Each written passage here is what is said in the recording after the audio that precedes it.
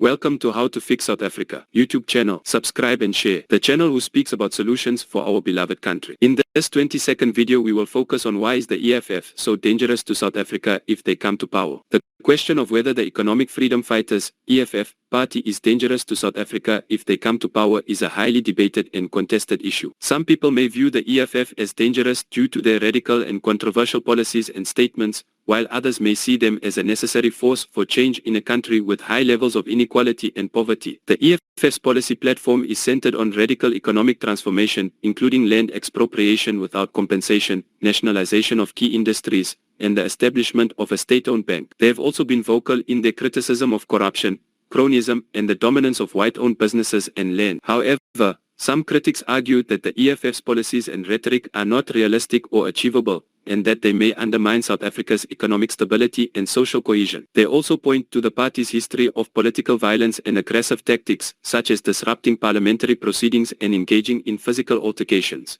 Moreover, the EFF's populist and nationalist agenda may exacerbate existing divisions and tensions in South African society, particularly around issues of race and identity. Critics have also raised concerns about the EFF's position on democracy and the rule of law, given their past statements supporting authoritarian regimes and their confrontational approach to political opposition. In the end, it is up to the South African electorate to decide whether or not to support the EFF and its policies. It is important to engage in critical thinking and analysis of political parties and their platforms, and to support the democratic process and the rule of law in the country. Make sure you leave your like for us to get to more people. We count on you to make the change and be an active citizen in the South African society. Thank you very much for watching and have a great day.